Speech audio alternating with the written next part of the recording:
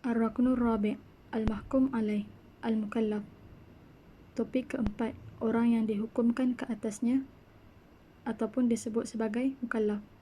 Al-Mahkum Alaih huwa syakhsu alladhi ta'allaqu khitab asy-syari' bifi'lihi.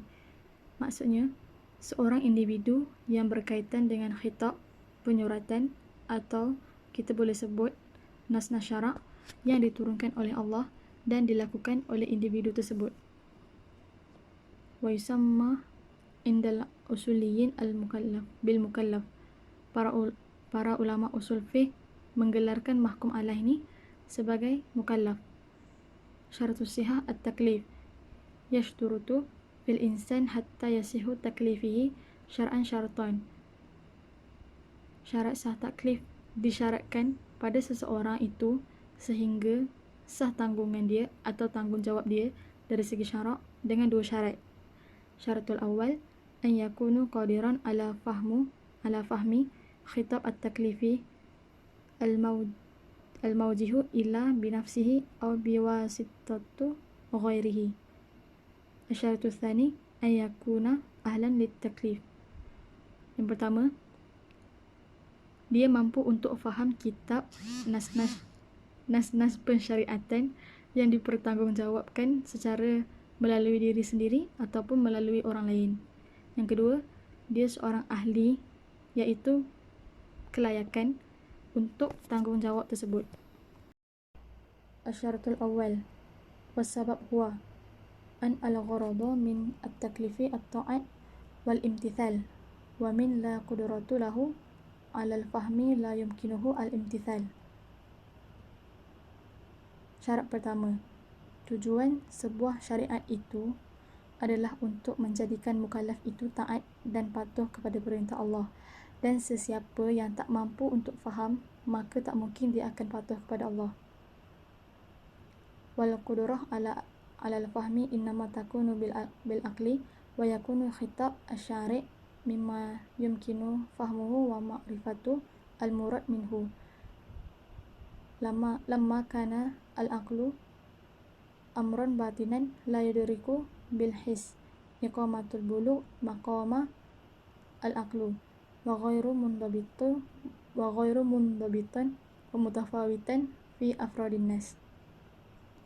Kemampuan untuk faham adalah dengan akal, yang mana dengan akal seseorang itu mampu untuk faham dan mengetahui nas-nas pensyariatan dan maksudnya.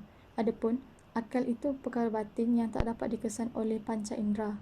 Dalam kurungan, datangnya baligh, maka bangunlah akal.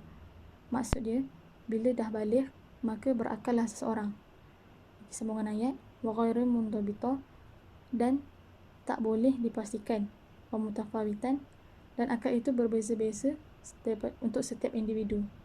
Faqad aqama asy-syari' al-bulugh alladhi huwa amru mundabita maqamu al-aqlu li'anna al-bulugh muzinnatul aqlu wa ja'ala munatu at-taklif bulugh al-insan aqilan wa hutta anhu at-taklif qablahu takhfifan anhu.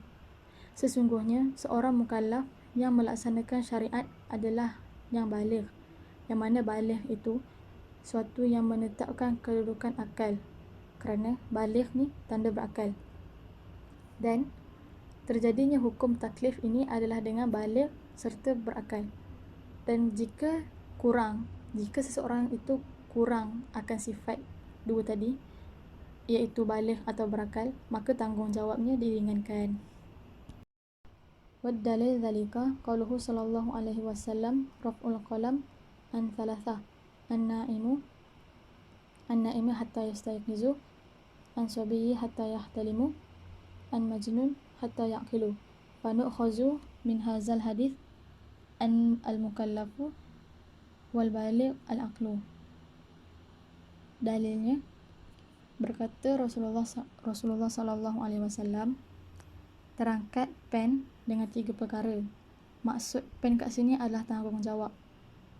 Maka terangkat tanggungjawab dengan 3 perkara apabila orang yang tidur sehingga dia bangun, kanak-kanak sehingga dia bermimpi, orang gila sehingga dia berakal. Maka kita boleh guna hadis ini untuk simpulkan bahawa mukallaf ini adalah orang yang baligh dan berakal. I'taradu ala syarti taklif. Qad ya'taradu ba'dun nas biwujubi zakah fil amwal as-sabi wal majnun wa jawab hazal i'tirad. Bantahan atau percanggahan syarat taklif. Telah berjangkah sebahagian manusia mengenai kewajipan zakat harta bagi kanak-kanak dan orang gila. Jawapan untuk percanggahan ini adalah anna taklif wujub az-zakah 'ala al-majnun was-sabi qad ja'a li anna az-zakat ta'allaqas biha haqqul ghairi wa huwa haqqul fuqara wa li anna zakat yakhrujuha anhu walihi mithlu law atlaful majnun was-sabi al-amwalul ghairi fa innahu yadhmanuha wa yakhrujuha anhu walihi wa li annahuma yamlikani ahliyatul wujub kama sayati bayan zalika fima ba'du. Jawapannya adalah tanggungjawab kewajipan zakat kanak-kanak dan orang gila datang ataupun ada wajib kerana zakat ini berkaitan dengan hak-hak orang lain, iaitu hak-hak orang fakir miskin. Kerana zakat ini dikeluarkan oleh walinya. Contohnya, jika kanak-kanak atau orang gila merosakkan harta orang lain, maka sesungguhnya harus dijamin dan dikeluarkan oleh walinya. Kerana mereka memiliki kelayakan untuk melaksanakan kewajipan ini, dan akan diperjelaskan lagi kemudian. Ahliyatul wujub. Ta'rif ahliyatul wujub. Ya salahiyah al-insan liwujub al-huquq al-masyru'ah lahu aw alaih. Ay salahitahu lianna tathbutu lahu al-huquq wa tajibu alaih al-wajibat wa tuthbitu ahliyah al-wujub bina ala thubutil az-zimmah lahu.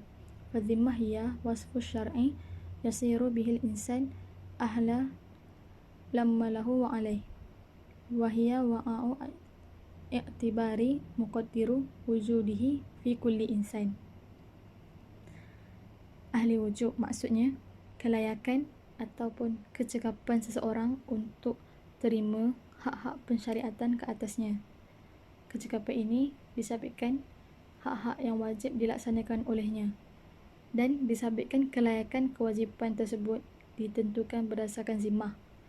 Zimmah ni berdasarkan satu website saya ambil takrif dia. Zimmah adalah satu naluri manusia untuk terima hak dari orang lain dan menjalankan kewajipan dirinya untuk orang lain. Baik, sambungannya. Ini adalah dasar hukum yang diperkirakan ada di setiap manusia. Wa asas subut al-ahliyatul wujub lil insan hiya al-hayah. Id bil hayati takunu lil insan zimmah wa 'alaiha tambani ahliyatul wujub. Wa lihaza tathbutu hadhihi al-ahliyah lil janin wa in kanat naqisah liwujudil hayati fihi. Fa hayatul insan hiya asas subutil ahliyah al-wujub. Walidzalika fahiya talazimuhu madal hayati wala tafariquhu hatta al-maut. Asas disabitkan kelayakan kewajipan insan untuk ahli wujub adalah kehidupan. Ketika ada satu kehidupan, maka ada zimmah yang mana terbina ke atasnya kelayakan kewajipan tu. Sabit kelayakan untuk janin, walaupun janin ni dia tak lengkap lagi sebagai satu bentuk manusia yang sempurna, tetapi ia membuktikan bahawa kehidupan ada di dalamnya. Maka kehidupan seseorang merupakan asas untuk kita sabitkan kelayakan melakukan kewajipan. Oleh itu, ia akan menemaninya seumur hidup dan tidak berpisah sehingga mati. Yang kedua, ahliyatul adab. Ahliyatul adab hiya salahiyatu al-insan li'anna yatlubu bil adab wa li'anna ta'tabiru aqwaluhu wa af'aluhu wa tatatabu 'alaiha al-athar asy-syar'iyyah bihaitsu idza sadari minhu tasarruf kana muqtadan bihi syar'an wa idza adna ibadati kana ada'uhu mu'tabaran wa musqatan lil wajib wa idza sadru minhu aqad aw tasarruf sah syar'an wa tartabat alaihi ahkamuhu wa idza janni ala ghairihi fi nafsi aw mali aw aradu akhaza bijanayatihi wa anqabu alaiha bidunyan wa malian wa asas hadhihi al-ahliyah wa tamyiz. Maksud ahliyatul ada, kelayakan seseorang insan yang dituntut untuk melakukan sesuatu yang mana kita boleh terima kata-kata perbuatannya dan akan dikenakan ke atasnya hukum-hukum syarak. Dan apabila dia membuat sesuatu perbuatan, maka ditetapkan kepadanya hukum-hukum syarak. Contohnya, ketika seseorang melakukan ibadah, akan diperhitung amalannya dan jatuh kewajipannya. Contoh yang lain, ketika seseorang melakukan akad, maka sah dari segi syarak dan ada hukum yang akan berhitung ke atas perbuatan tersebut. Contoh lain, ketika orang gila melakukan sesuatu yang jahat ke atas diri atau harta orang lain, maka jenayah yang dia lakukan itu akan dikenakan akibat ke atasnya. Akan dikenakan akibat ke atas hartanya dan bukan fizikalnya. Maka asas untuk kelayakan al-ada ni adalah tamyiz. Tamyiz ni bila seseorang itu boleh bezakan mana yang baik dan mana yang buruk. Al-adwar, al-ahliyah, al-kamilah wa nakisah. Ahliyah al-wujud wa ahliyah al-ada'u. Qad takuna nakisah wa qad takuna kamilah. Nazaran lil adwari allati yamurra biha al-insan fi hayatihi min mabda'i takwinihi ila tamam alaqahi thumma mautuhu. Wa hadha al-adwar marahil hiya awalan duru janin, saniyan duru al-infisal ila tamyiz, salisan duru at-tamyiz ila bulu, rabi'an dur ma ba'dal bulu. Peranan ahli kamilah dan ahli nakisah. Ahli-ahli wujud dan ahli-ahli peranan mereka terdiri daripada golongan sempurna dan tak sempurna. Daripada situ kita boleh lihat peranan yang dilalui oleh seorang dalam hidupnya daripada dia dilahirkan sehingga sempurna pemikirannya, kemudian mati. Peranan ini mempunyai 4 peringkatnya, iaitu yang pertama, peringkat janin, yang kedua, peringkat dilahirkan sehingga memayis, yang ketiga, peringkat memayis sehingga balik, yang keempat, peringkat selepas balik.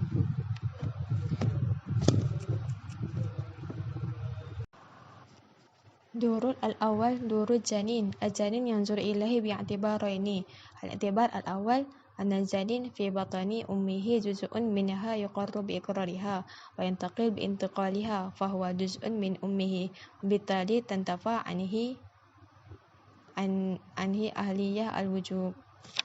Al-i'tibar al-thani inna al-janin min jihati kaunihi nafsan mustaqilatun wa munfaradan an ummihi bil hayati mutahiyan li'infisali anha wasiruratihi insanan qa'iman bizatihi wa nahkum biwujud azimah lahu wa bitali thabbata lahu ahliyah al-wujub.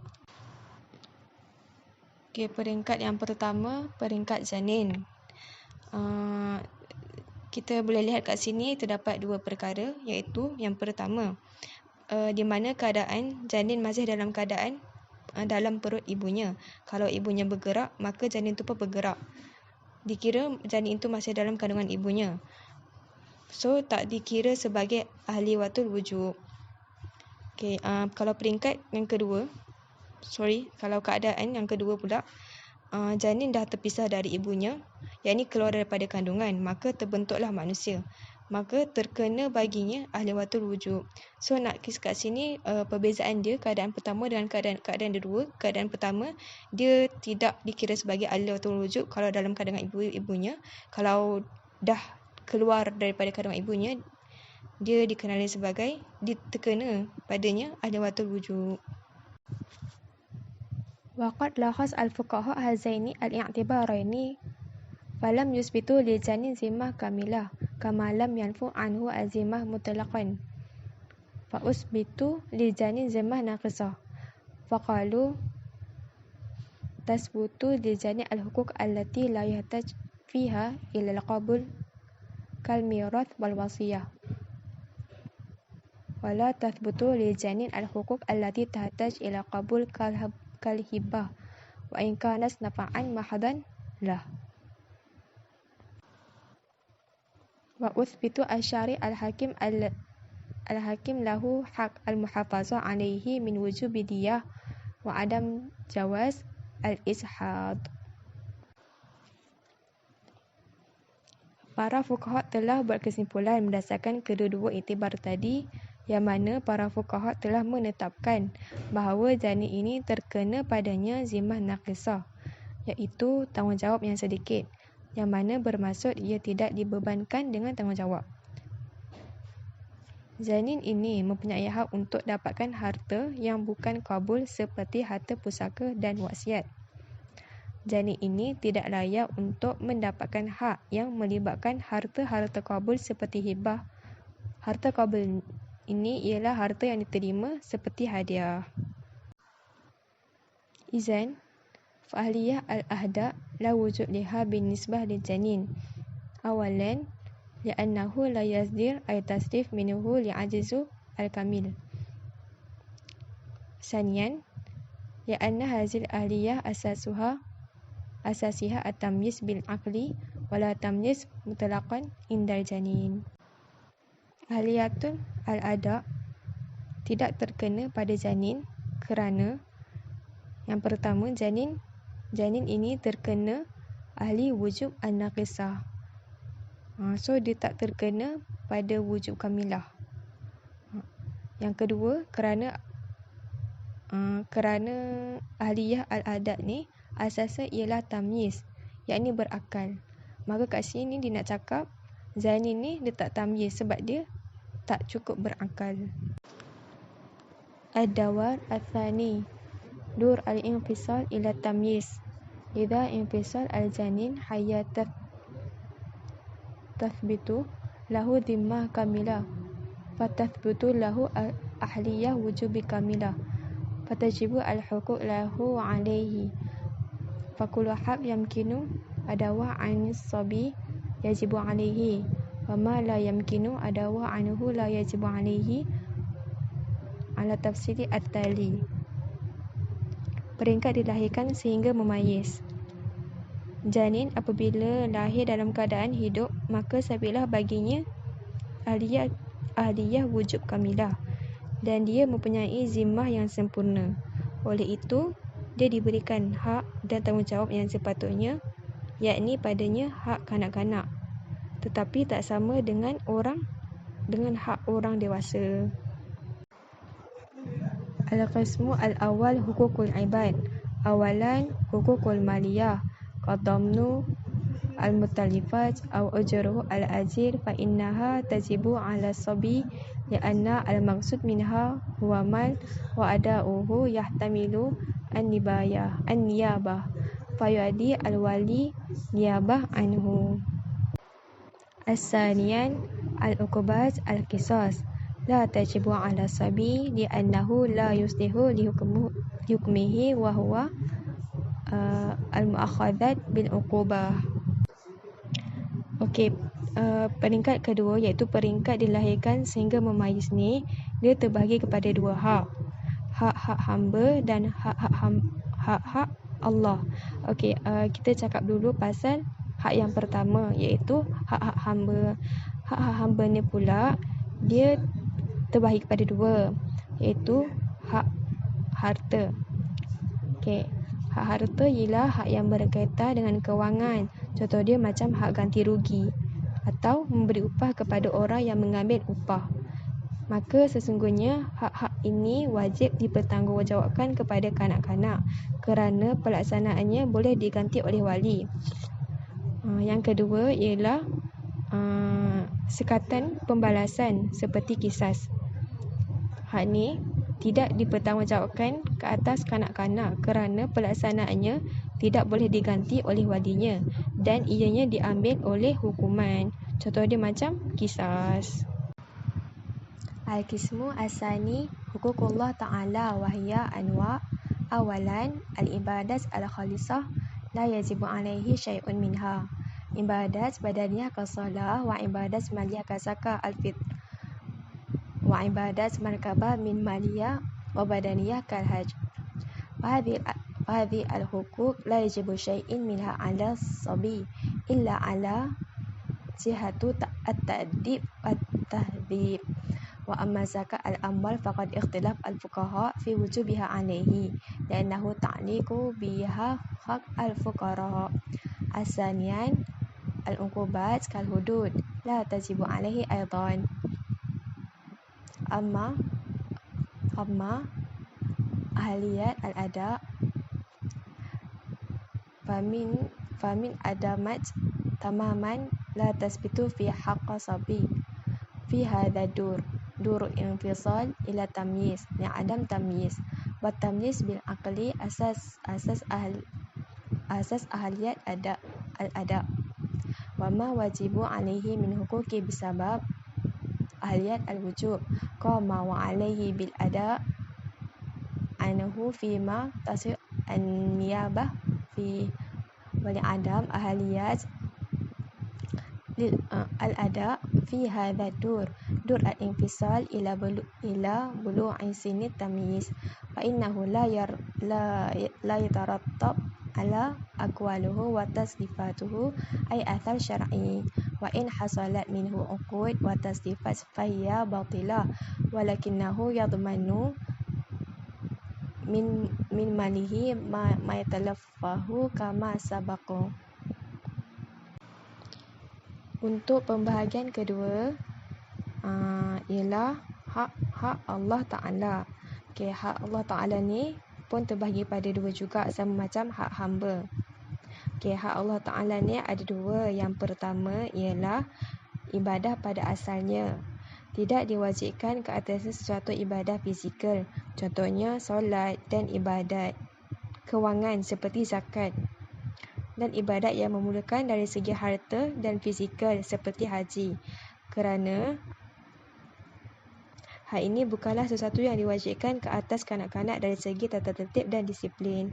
Adapun para ahli fuqaha, dia pendapat mengenai zakat bahawa hukumnya wajib kerana berkaitan dengan hak-hak orang miskin. Yang kedua pula adalah hukuman seperti hudud. Hukuman seperti hudud ni juga dia tak diwajibkan lah. Adapun ahliyat al-adat pada hak kanak-kanak dalam peringkat dilahirkan sehingga memayis.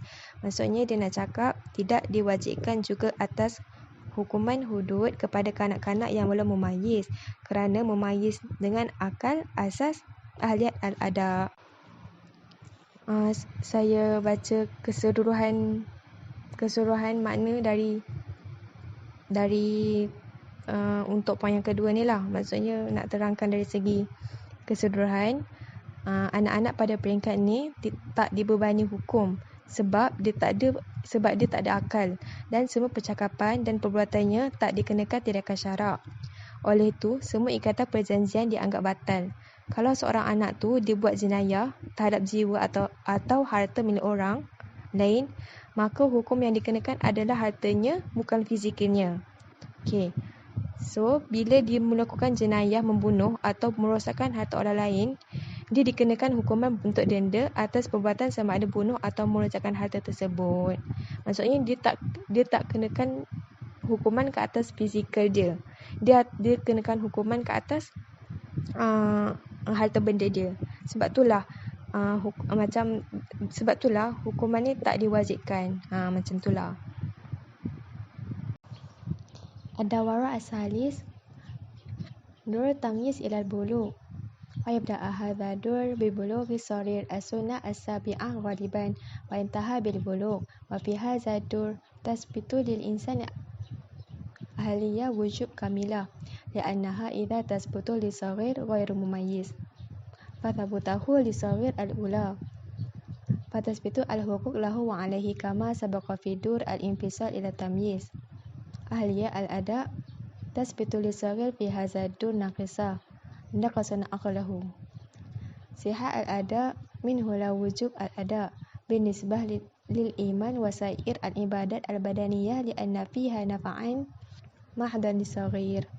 فأهلية الأداء الناقصة هي صلاحية الإنسان لأنه تعتبر بعض أقواله وأفعاله وترتب عليه الآثار الشرعية دون بعض، ويرتب على هذه الأهلية الناقصية.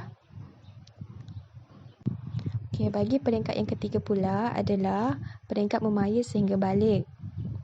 Peringkat ni dia bermula ketika kanak-kanak berumur 7 tahun sehingga dia balik. Pada peringkat ni sabit kepada seseorang itu ahliyat wujud kamilah serta sabit kepada seorang itu ahliyat wujud kamilah kerana persabitannya adalah lebih baik daripada peringkat sebelum memayis dan ditetapkan ahliyat al-adab padanya. Ahliyat al-adab al-naqisah bermaksud kemampuan seseorang untuk mempertimbangkan beberapa ucapan dan tindakannya dan mempunyai kesan undang-undang padanya. Maksudnya nak cakap kat sini pada peringkat ni dia dah tamyiz, dia dah memayis, dia boleh membezakan yang baik dan yang buruk, yang mana makanan dan yang mana najis serta sudah boleh menguruskan dirinya, contohnya pakai baju sendiri. Maksudnya dia dapat bezakanlah yang mana baik, yang mana buruk. Kalau kita tengok contoh orang gila dimasukkan dalam kategori ni sebab orang gila ni tak berakal atau akalnya masalah ataupun terganggu. Dengan itu orang ini tak boleh diletakkan tanggungjawab ke atasnya. Amma tasrifatuhu al-maliyah fafiha tafsil ala nahwa at-tali. Awalan, tasrifat nafi'ah nafa'an muhdan li-saghir kaqabul al-hibah wa sadaqah wal wasiyah fahadhihi at-tasrifat tasihhu min as-saghir duna tawaqquf ala ijazah al-wali aw al-wasi. Asaniyan, at-tasrifat ad-darah bis-sabi dararan mahdan وهي التي يترتب عليها خروج شيء من ملكه دون مقابلة كالهبة الصادرة منه للصغير والوقف ونحوهما. وهذه التصريفات لا تصح من الصغير بل لا تنعقد أصلا ولا يملك حتى إذا كان الوالي يصحها. الثالثا، التصريفات المترددة بين النفع والضرر بحسب الأصل وضعها كالبيع والإجارة وسائر المعاوضات المالية.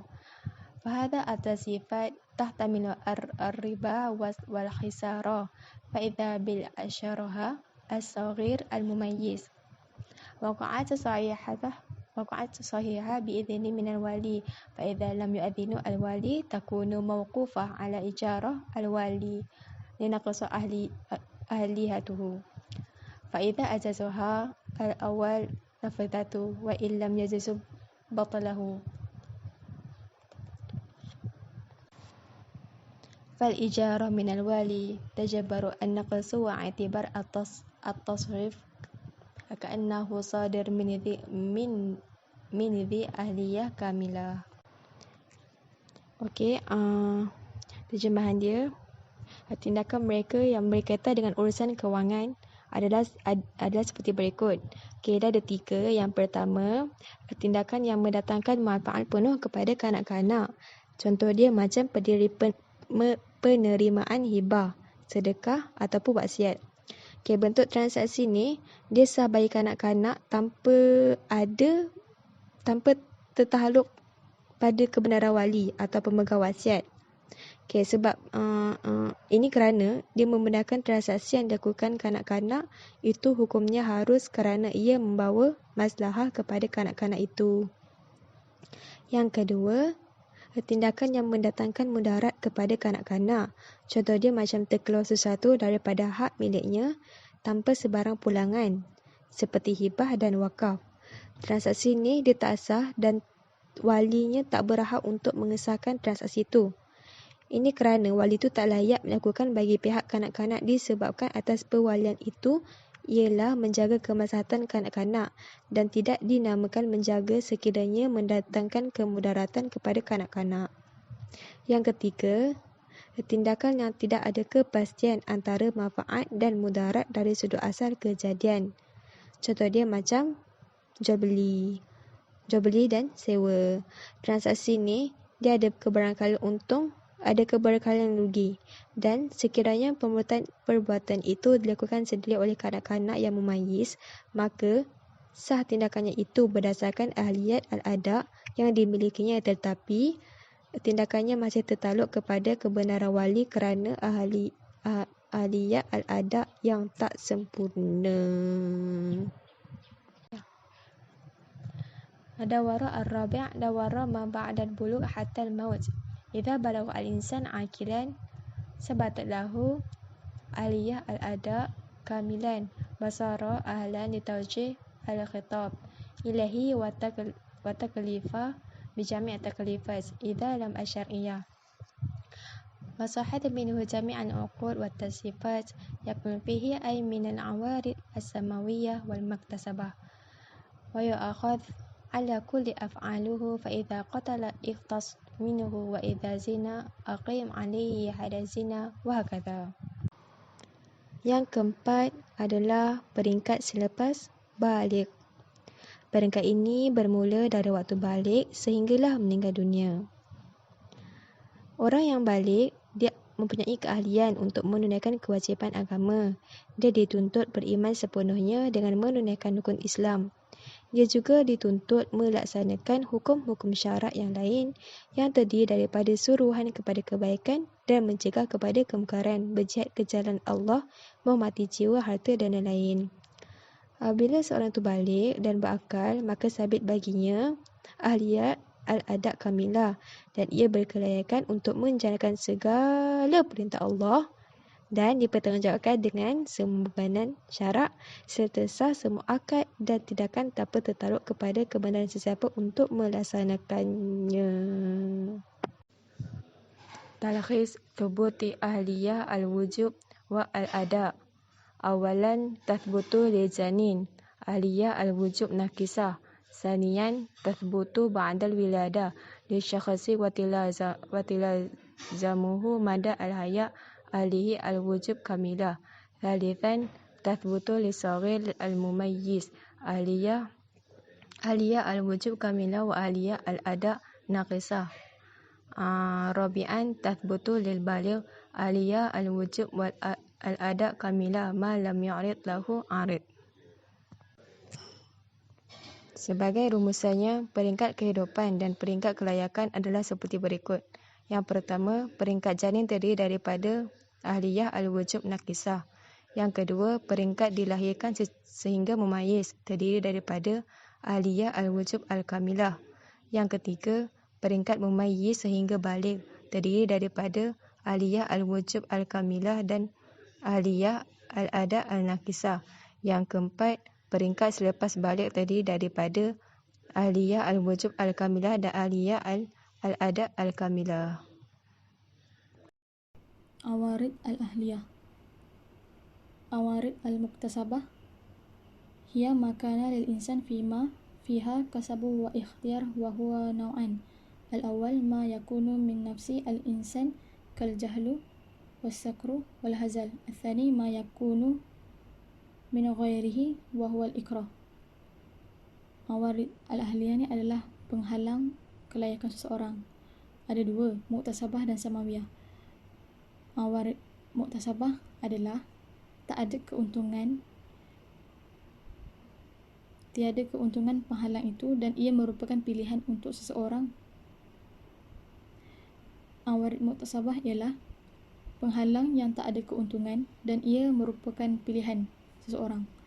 Yang pertama, apa yang berasal dari diri manusia itu, contohnya jahil, mabuk, kurus.